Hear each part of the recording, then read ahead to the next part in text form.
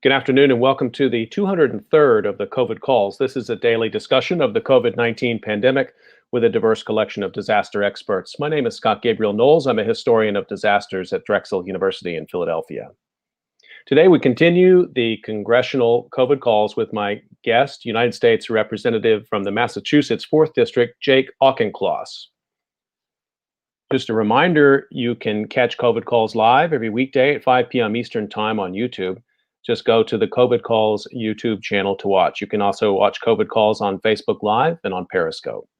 You can hear COVID Calls anytime, recorded as podcasts on Spotify, iTunes, Podbean, or anywhere you get podcasts. You can also keep up with COVID Calls via Twitter using the handle @US of Disaster or @COVID Calls. Please help spread the word and send suggestions for future guests and future topics. As of today, January 15th, 2021, there are 2,002,468 deaths globally from COVID-19, according to the Johns Hopkins University Coronavirus Resource Center. There are 23,395,418 cases in the United States, and there are 390,195 deaths from COVID-19 reported in the United States today. That's up from 386,577 reported yesterday. 13,433 of those deaths have been in Massachusetts. At this point, I would normally read an obituary, and instead, I'm going to get right to the interview today, and I will read obituaries in the second half of COVID calls today. So let me introduce my guest today. Very excited to speak with him. Jake Auchincloss represents the 4th District of Massachusetts in the House of Representatives. He was born and raised in Newton, Massachusetts, the son of a surgeon and scientist. From the moment he could read, Jake loved American history. After graduating from Harvard College, Representative Auchincloss joined the Marines. He commanded infantry in Afghanistan and special operations in Panama. He's now a major in the reserves. He won election to the Newton City Council in 2015 and topped the ticket in 2019. His favorite part of being a city councilor was constituent services and communication. He chaired the Transportation and Public Safety Committee and was a member of the Land Use Committee. And while serving as a city councilor on nights and weekends, he managed teams at both a Fortune 100 and a startup company. He led product development in cybersecurity and insurance, and he has degrees in economics and finance from Harvard College and MIT. Representative Auchincloss lives in Newtonville with his wife, Michelle, their son, Teddy, and their Labrador Retriever, Donut. Representative Auchincloss, thanks so much for making time to join me today on COVID calls. It's a pleasure to be here, Scott. I'd like to start just the way I usually do, find out where you're calling in from and what the pandemic is looking like there today. I am calling in from Newtonville, right outside of Boston. And what the pandemic is looking like here in Massachusetts is it's getting worse. It's getting worse. We are in what President-elect Biden has rightfully described as the hardest stretch of this. And what has been most acutely concerning to me in my position has been the effect it's having on two areas of the economy. One is public schools, and particularly K-5, and the other is restaurants. I know you have been very active in talking about how to get schools back open and keep them open in Massachusetts, and we're going to definitely come to that and all of your legislative ideas going into this new Congress. But I think I'd be remiss if I didn't start by just asking you what it was like to be in the Capitol on January 6th. You've been in Congress 2 weeks and you've already participated in events that are going to be in textbooks. That's really something. What was that day like? I think if you had said to me a year and a half ago, hey, Jake, you're going to be a member of Congress giving a speech on the House floor to impeach the president for inciting insurrection in the middle of a pandemic, I would have thought that all of those things were implausible. So it's certainly been quite a 2020. It was a somber and momentous occasion. I took no joy in it. It was really very sad in a lot of ways. But on Sunday, January 3rd, I took an oath to support and defend the Constitution. And before I walked into the House chamber, I spent a long time with my dad looking at that huge portrait of the signing of the Constitution that hangs above the House gallery. It's got Franklin and Washington and others, just really kind of contemplating the brilliance of this American experiment, the resilience of our constitutional system, designed to make ambition counteract ambition, as Madison said. And then to see on Wednesday, 72 hours later, that it can be also very fragile and that it requires defending. It was stark. But I swore an oath to defend the Constitution against all enemies, foreign and domestic, and it's an oath you got to take seriously, and it's one that does not have any asterisks about it for, unless the president will tweet something mean about me. No, it's ironclad. It's amazing, and the way you frame that you couldn't have imagined a year and a half ago being in to list all those many things happening at once, all against the backdrop of this pandemic. And I want to just ask you about that as well. How do you see the connection between what happened on January 6th and the broader disaster that we've been living through of this COVID-19 pandemic? That's a very interesting question, and one that, somewhat shockingly, actually, I'm realizing no one has asked before, and I'm not even sure I've asked myself. I think the assumption amongst most people I've talked to has been that actually the insurrection and the pandemic are divorced, that one is about right-wing extremism and a digital environment that foments conspiracy theories and sedition, and the other has been about the elements of contagion in a globalized world and the incompetence of the federal government. And I'm not sure anybody's asked me how they intersect. I don't know that I have a great answer for that. I think my thought would be that we would have had this event, imagining a counterfactual where there was no pandemic, but Trump still lost. I still think he would have done the same series of things. I'd be interested for your thoughts on that, though, Scott. I mean, how do you think they're related? Well, to me, the two, I mean, I like the way you frame the counterfactual too. Would it have happened even without the pandemic? But it's hard to look away from the amount of disinformation in the system and the poor leadership that's been on display from the beginning. And you've been very eloquent about that and talking about the president and the failure of leadership. And he just had many more opportunities to demonstrate that and to look for that fracturing of society. It seemed almost that what most of us think of as a mishandling of the pandemic became an electoral strategy. That's right. For him. And I guess that's what I wanted to sort of get more of a sense for you, the sort of broader political ecosystem that we're operating in here, in which the pandemic has brought to the fore very many ugly things. Well, he turned masks into a culture war issue, unnecessarily, of course. But he, and goaded on by Mark Meadows and what's his name? Stephen, his speechwriter, the former aide to... Oh, Stephen Moore. Stephen Moore, as a former aide to the Alabama senator, goaded on by really his most right-wing reactionary aides, decided to make mask wearing a divisive issue rather than a unifying one. And it was partly informed, this sounds ridiculous to say, but it's true and it's been validated, partly informed because he thought he looked bad in a mask. And so he didn't want to wear one because he didn't think it made him look good. And he decided to make it a badge of loyalty to him. And I can't quantify how many thousands of lives have been lost and the economic and social damage that has been wrought by that petulant decision, but it is breathtaking. If we had worn masks early on, and if that had been demonstrated by leadership and reinforced rhetorically by leadership, we'd be in a different place as a pandemic. Let's talk a little bit about the year that you had. In the midst of all of this, you were running a campaign. What's it like to campaign for the House of Representatives in the middle of the worst pandemic since 1918? So I first got elected to the city council by knocking doors. I did nothing complicated except every day I went out for 4.5 hours and knocked on people's doors and had conversations. So it was, at a personal level, very disappointing to me to not be able to establish that raw connection. And the danger of that is that you start to over-index on social media, right? Because every political campaign is so hungry for feedback loops about how you're doing. And at the congressional level, you're not doing polling very frequently. You do maybe 1 or 2 polls. So you don't have daily or weekly or even monthly feedback on the state of the race. All you can see is fundraising numbers, which are only a very, very rough proxy, and you get some chatter. So people look for indicators on social media, and that's a not a good idea, because Twitter is not representative of the electorate. Facebook is not representative of the electorate. At least the comments are not. And I was constantly reminding my team, we need to be very careful. We need to not freak out about sort of the daily Twitter thread. We need to focus on what voters in Taunton and Attleboro are actually going to be concerned about.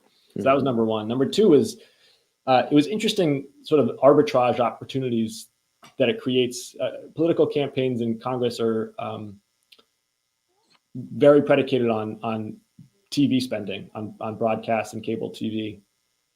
And there was a period in March, April, and May when my TV consultants came to me and they said, you know, something really weird is happening.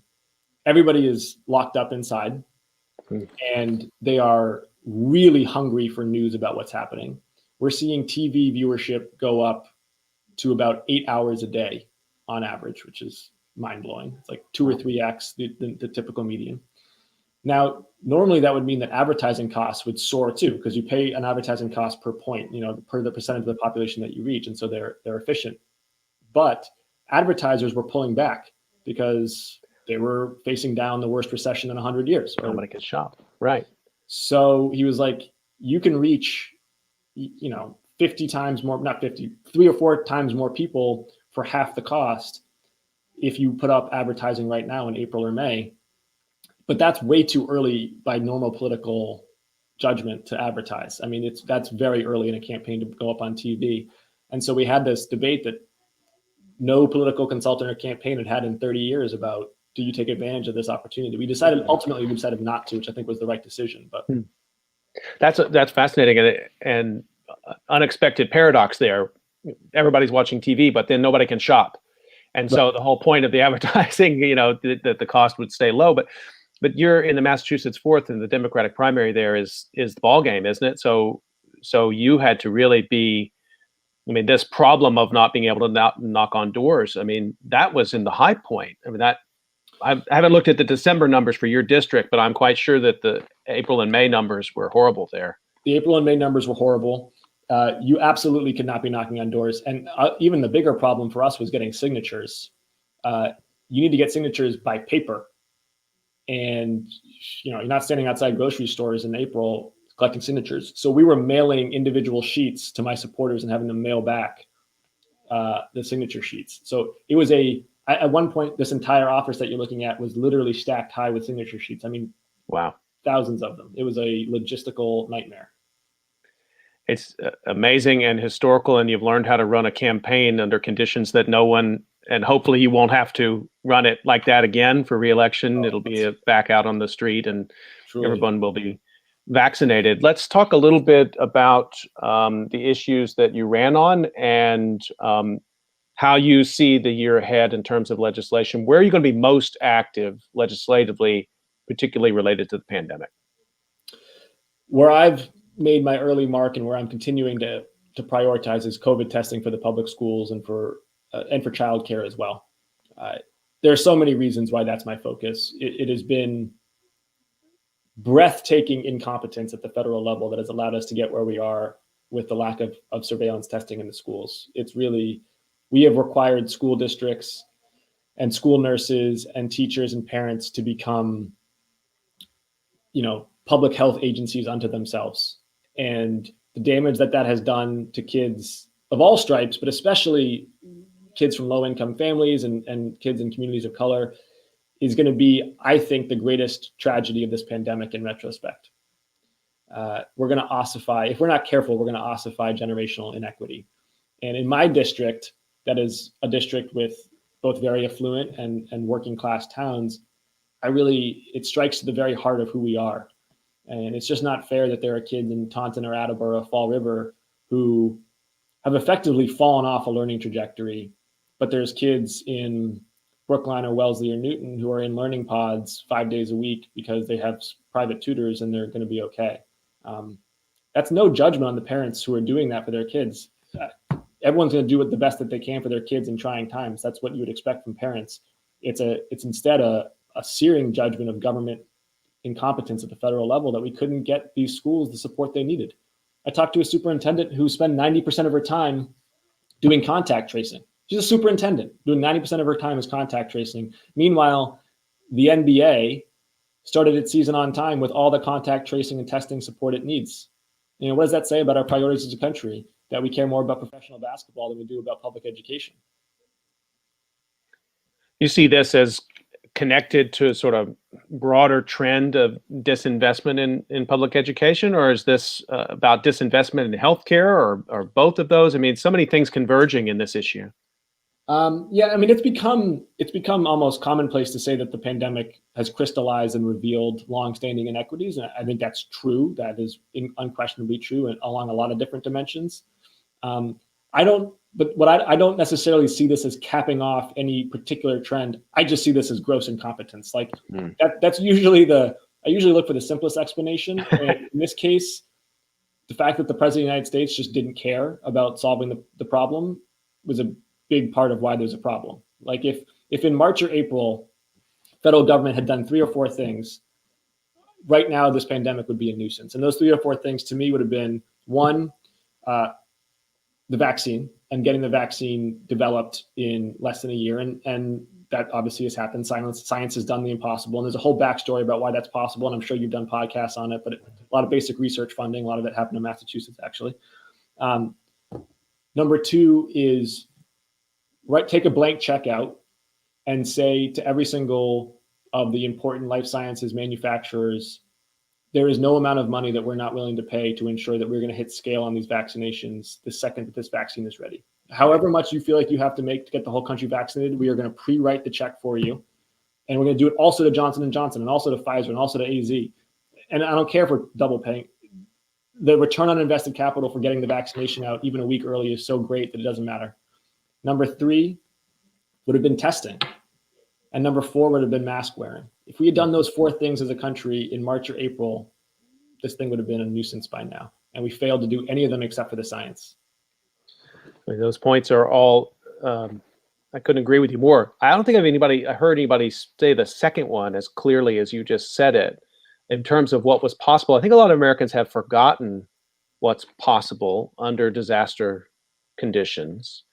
And we've never really faced, maybe back to World War II, that we've had a national disaster of this scope.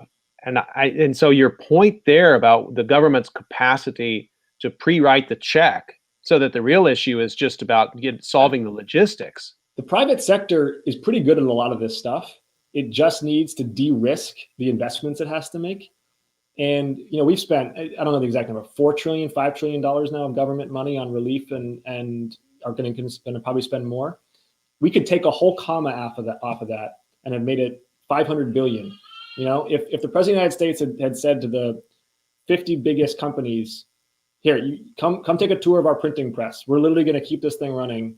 And it doesn't matter how much it costs. You need to come up with the vaccine distribution and testing and PPE that we need, and we'll prepay for it. It would have solved so much. And there was not that leadership and foresight. Well, let me stay with this because, there's a lot of erosion of trust in government. I mean, part of this is we don't want them to necessarily know what the government's capable of doing in disaster, because that would mean we'd be having disasters all the time. So we don't want to have to bring those powers to the fore very often. People are not maybe aware of that, but at the same time, there's a lot of erosion of trust out there in science, but particularly in science in the service of government. I feel like you're in a very unique position because you're coming into Congress and you are younger than the median age of a lot of people who are in the Congress. And so you represent, I think, for many people, that voice who can come in from the outside and say, hey, whatever the status quo was, it's not working. How are you going to take on that issue of trust? Well, it'll really help to tell the truth. We've spent 4 years lying nonstop, so we shouldn't be surprised that people think that there's a trust gap. And I say we as the royal we of the federal government. Obviously, there's a lot of people who've been telling the truth, but the key actors, the president and his enablers in the last 4 years, have just been lying nonstop. I mean, it's just, we're drowning in lies as a democracy. And the most important thing we can do is tell the truth. My constituent, Dr. Walensky, the new incoming head of the CDC, wrote an op-ed for the New York Times saying, "I will tell the truth even when the news is grim." And that's exactly the right attitude for elected officials to have. Just tell people the truth. You had mentioned that trust in science is declining. I'm going to have to, I may diverge with you on that. I'm not sure that's true. I actually think trust in science is on the upswing. Science as an institution, along with the military, tends to rank pretty high in public opinion polls. And I think that's because science, by its very definition, is one of empirical truth seeking. And we've seen major scientific figures like Dr. Fauci gain tremendous profile by just being honest. So I'd like to see science double down. And I say that somewhat selfishly as a representative from what I would argue is probably the life sciences capital of the world here in right outside Greater Boston. I'd like to see life sciences continue to flourish with the tailwinds of this pandemic and their response to it. I'm glad that you brought up this issue of the divergence in trust in government and trust in science, and I think it's a pretty fluid dynamic. I'm hopeful, like you, that with better science communication and leadership going into this year, people can learn to trust again. I want to ask you something about your background, and something else that's important I think you bring to this conversation is your background in the military, and in terms of problem solving, and also in terms of sort of learning from disasters. This is a huge problem in the United States, learning from disasters and then turning those lessons into better ways to do things. I'm sure that's something that you must learn as an officer. Can you talk a little bit about that? Yeah, I think there's two threads there. In the military, there's the concept of an after-action review. And an after-action review is painful because everybody basically takes off their ranks. I mean, literally, sometimes you take off your rank on your collar and walks through what just happened, what happened during the patrol or during the mission, what went wrong, who was accountable, and then how we're going to prevent it from happening in the future. And people hate them. People hate accountability, but they're really effective. And if you make them a habit of a platoon, you get better really fast. You climb up a competency curve really fast as a group. It requires a lot of trust. It requires strong leadership, but they're effective. I think we don't have that habit in government generally. There's a sort of an approach usually in government of a little bit of CYA sometimes, which is not healthy. It's kind of the opposite of an after-action review. So we need to embed that mindset, I think. But I would also say that in my background, I've worked in business, I've worked in the military, I've worked in local government. And what those three things have in common, despite being very different organizational dynamics and having very different objectives, is they're all solution oriented. They're very much explicitly about achieving a tangible end state. Local government is not about ideology, and because you go door to door and people want their trash taken out, they want their roads paved, they want the schools built. You can get a little bit of oxygen, but you run out of it very quickly in local government if you're just spinning tails. Military, same thing. Business, same thing. Unfortunately, at the national level, politics can be very performative, and we've got to get away from that habit, and we've got to make it solution oriented again. Can we stay with this for a second and give you a chance to talk a little bit about your district? One of the things that has been so important in the COVID calls that I've done this year is really hearing about not just the national story, but the local. Nobody knows their locality as well as a House rep. Talk to us about who's done okay, who's not done well, what kind of help you're going to need this year in the Massachusetts 4th District. So there's a lot to say there. Maybe on two dimensions, one geographically and the other by occupation. Geographically, I think I alluded to the fact that we're bifurcated. In the north, it's very affluent. There's 5 towns, Newton, Needham, Brookline, Wellesley, Dover, that have a median home price of above $1 million. There are definitely pockets of need in these towns. I mean, Newton is the biggest consumer of the Greater Boston Food Bank, so I don't want to underplay that at all. There's definitely pockets of need. But in general, the people living in these 5 towns have been working from home, being on Zoom calls, and it's been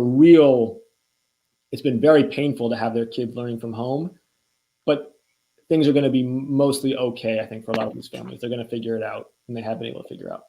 in Fall River and Taunton and other places that are more dependent on a service economy that already have had real educational challenges, it's really devastating. And there are a lot of kids, especially, who have been bumped off of a trajectory in terms of their educational attainment and lifetime earnings that is, you're not sure if they're going to get back on.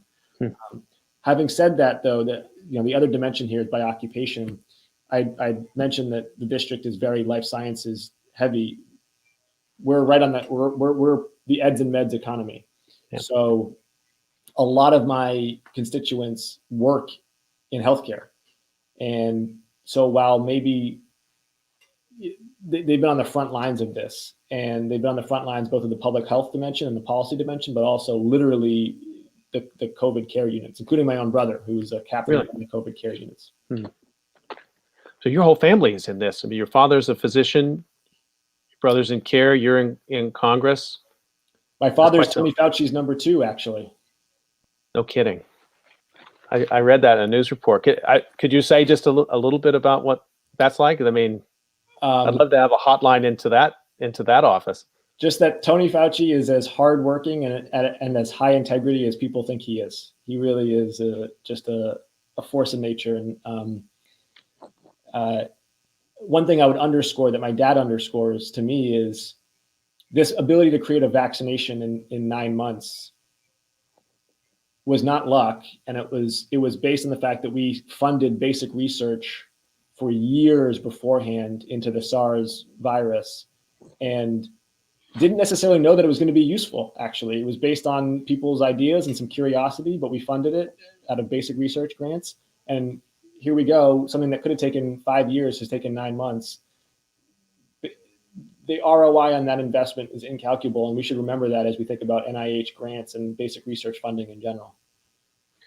Seems like an incredibly important role. I mean, I'm based in Philadelphia, eds and meds economy there too, and I know the representatives there. I mean, they are really the advocates for science policy in the United States, and really representing pharmaceutical sector and biomed sector and university sector. You find yourself in that same role.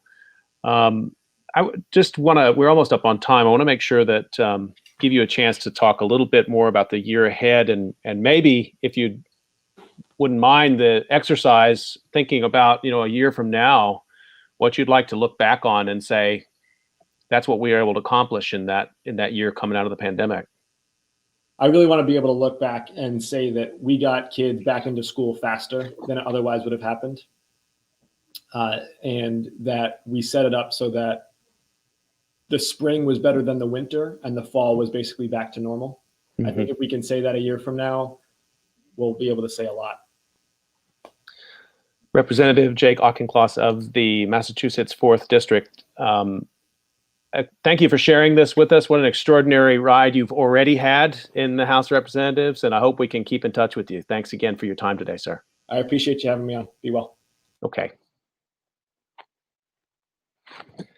We've had extraordinary conversations this week on COVID calls with elected representatives, and some of the same themes we heard today, we've heard earlier in the week when we talked with Representative Chrissy Houlihan of Pennsylvania and Senator Bob Casey yesterday about the challenge of rebuilding trust in government, but also I just think the real hunger that I heard in those 3 conversations to get back to something that looks like legislative activity in a normal political space.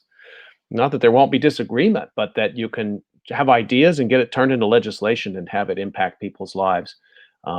So really appreciate that time from the representative. I'm going to, and hearing on Twitter from people who heard the call and enjoyed hearing from him. So I'm going to turn now to what I ordinarily would do at the top of the program, and that's to read a couple of obituaries just to try to bring some humanity to the still staggering numbers of deaths that we're hearing. Staggering numbers of deaths that we're hearing about every single day across the United States.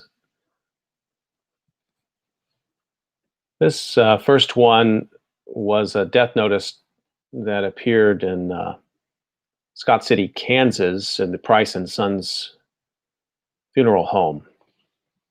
Dr. Marvin James Farr, age 81, of Scott City, Kansas, passed away December 1st, 2020, in isolation at Park Lane Nursing Home.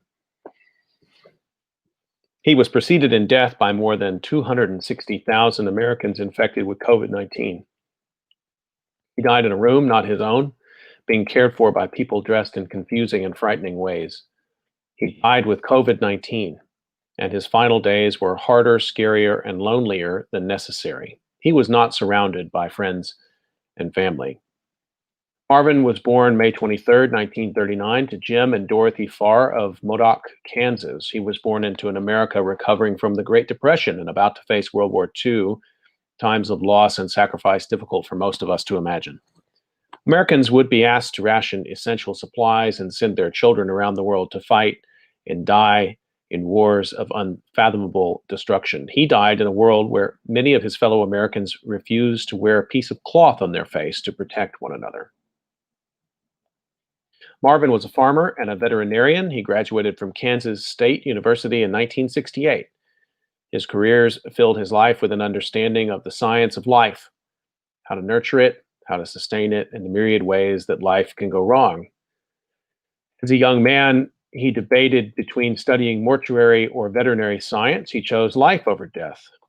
The science that guided his professional life has been disparaged and abandoned by so many of the same people who depended on his knowledge to care for their animals and to raise their food. Marvin was a religious man. He was a lay reader at St. Luke's Episcopal Church. He saw no conflict between the science of his professional life and the belief of his personal life. Each enriched the other.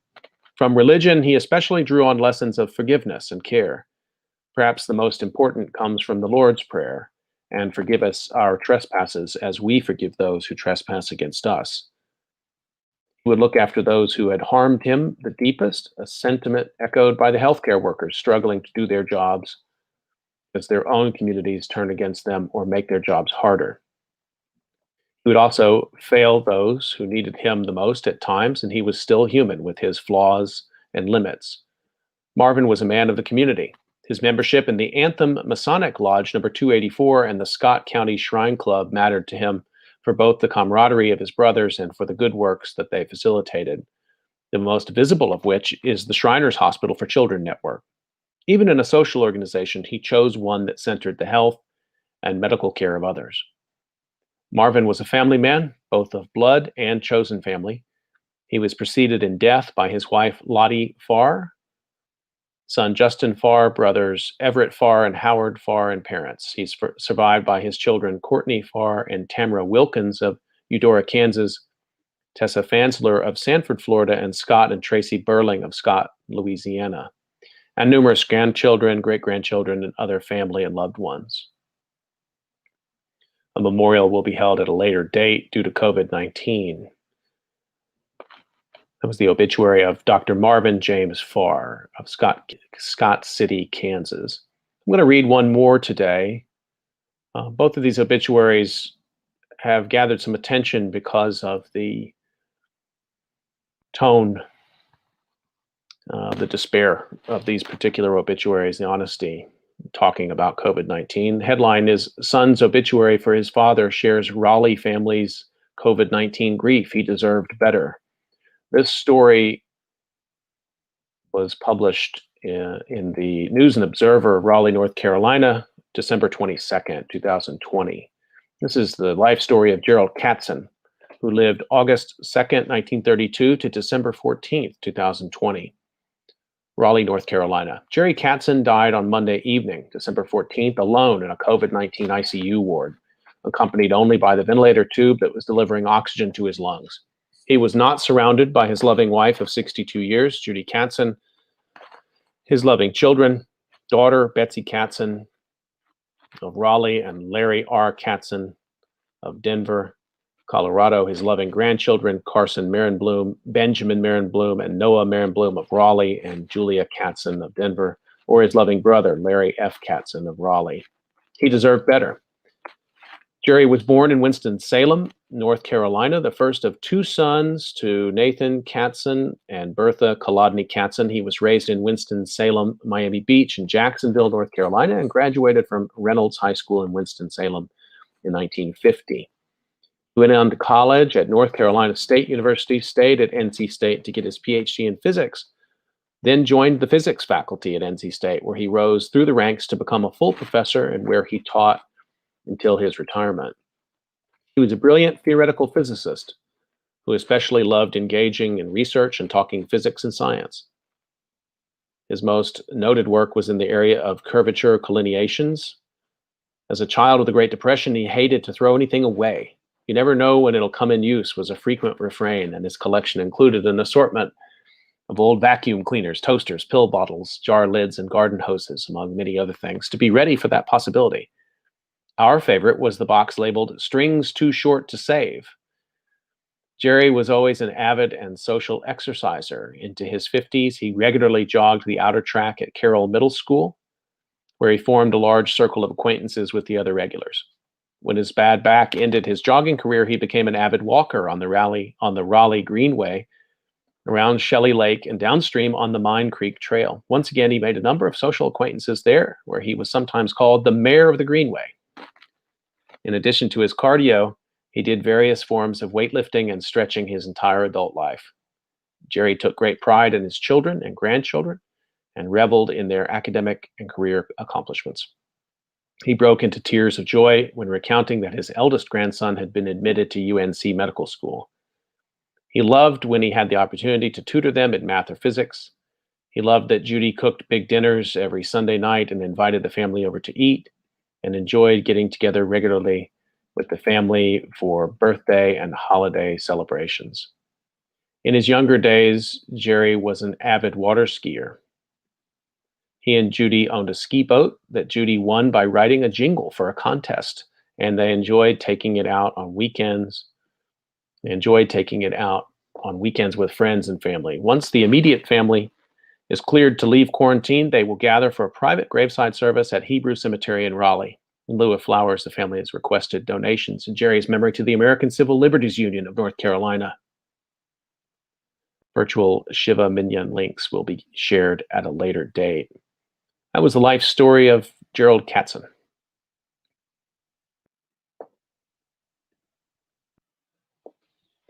Well, I want to thank my guest today, Representative Jake Auchincloss of the Massachusetts 4th Congressional District, the youngest member of Congress. It was exciting to hear from him and his ambitions to try to make things better for his district and for this country. And I want to thank all my guests this week. It's been, for me, an extraordinary week of COVID calls, and thank you all for participating as well. And we'll be right back next week. We'll start on Monday, returning to our discussion of vaccines and vaccination. You can catch COVID Calls live every weekday at 5 p.m. Eastern Time. Stay healthy, and we'll see you on Monday, 5 o'clock.